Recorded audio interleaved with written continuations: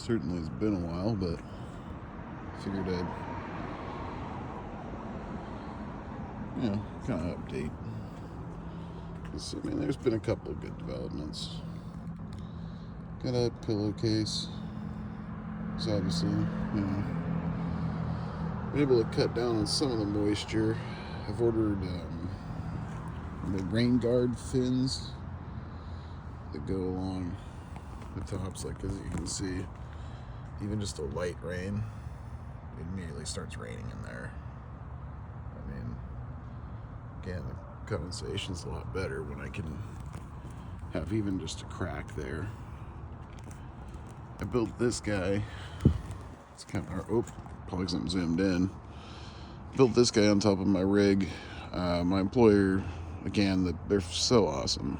They just had some spare plywood that it's actually an exterior graded plywood. It's just a cover sheet for an order that they weren't billed for. And they're like, it'll just basically end up on the garbage stack with the rest of them, and sold for $100 for the the entire stack, not the individual sheet. So they're like, yeah, if you can make use of it. So I did.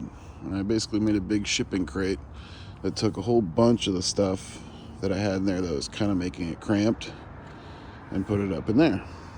So, a lot of the stuff that I want to keep, pictures from my childhood, little arts and crafts projects I made when I was a kid, and some of my nicer clothes. Believe it or not, I used to like wearing ties. I have a collection of ties up there and some, nice shoes. And then just like all my summer clothes and stuff that I obviously can't use right now. And I built a internal frame. You can kind of see it down in there that keeps it, from going left and right and back and forward. If I have to stomp on the brakes and whatnot. And since the roads over on this road in particular are woof. So I use some metal strap banding around the rails on either side. I made sure that they're tight.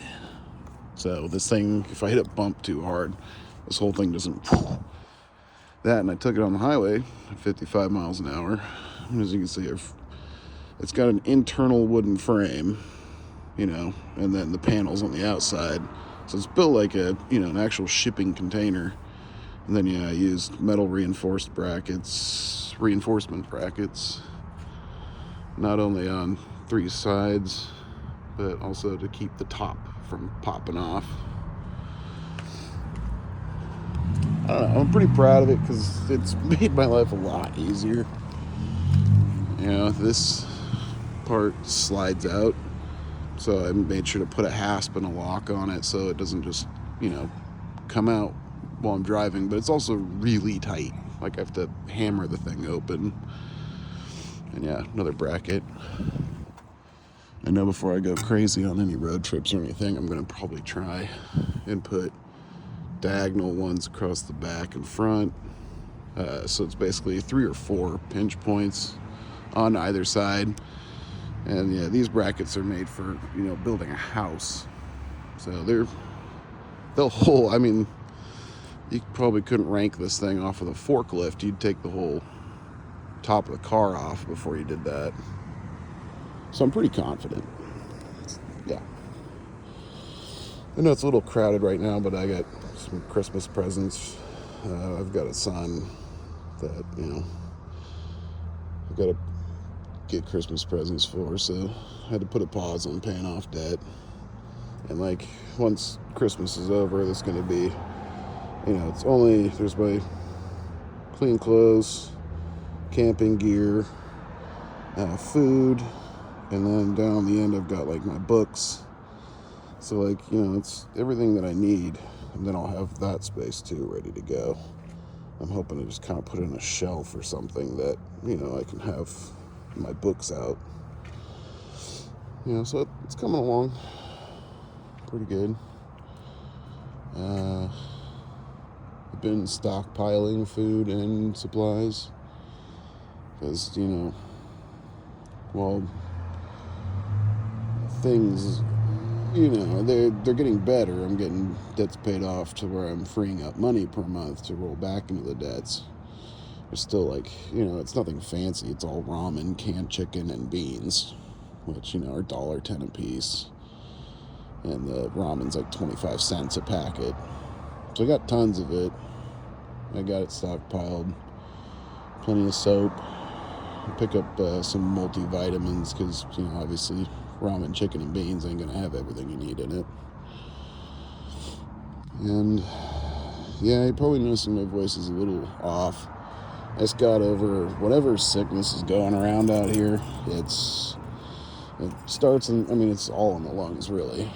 But it starts feeling like you're growing a little cactus in your lungs. You cough and you're like, ow, damn. But then by day 2, you're, congested, coughing. Some people are puking. There's a bunch of symptoms that make me think it's the dreaded C word, making a resurgence. But like no one wants to get tested or admit, because like no one wants everything to go back into lockdown. So I think people are just gonna get sick, not gonna tell anybody, spread the sickness. So again, they're too scared, or like me, it's hard to even afford to take time off to be sick. So what do you do? But yeah, I'm coming out of it, so I'm feeling a lot better. Physically. Mentally, I'm totally fine, but throughout the whole thing, it's just physically, I feel like I've been hit by a sack of bricks. Ugh.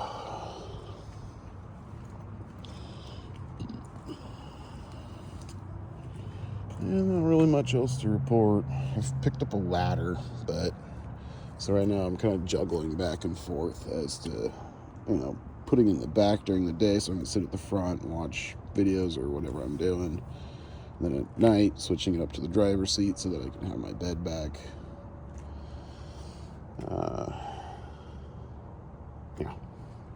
It's kind of so I'm thinking, I'm glad I left this kind of an open concept frame that I might be able to attach some kind of ladder holder.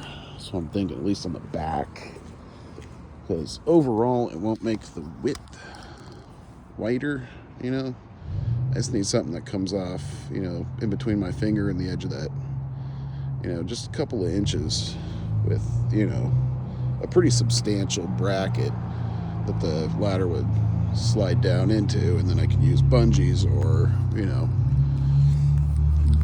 straps, ratchet straps to keep the ladder on. So I can take the ladder with me, get up into my box when I need it, but also not have to keep juggling it every single night. And yeah, so that's kind of what's been going on. But I haven't really been uploading much, just kind of sick out of my mind, and a complete rehaul of, because obviously when I started the channel it was all kind of slapped together, and yeah, it was, but the longer you go, it seems like you start to pick up little tricks from other people that do this. I've been trying to watch more videos and read like Reddit posts that people have about living, and there's a lot of people. I didn't know that there were whole Reddits to there's urban living is one of them. Apparently that's a phrase for what I'm doing, where like it's a whole community of people just living in their cars, and everybody's talking. Van life is a different one, and apparently there's a difference between van life is kind of the glamping version, because you got plenty of space. This thing's pretty awesome. It's a lot better than the 2-door I had the first time I went, homeless in a car. It's way better. That's full 6 feet that I can stretch out.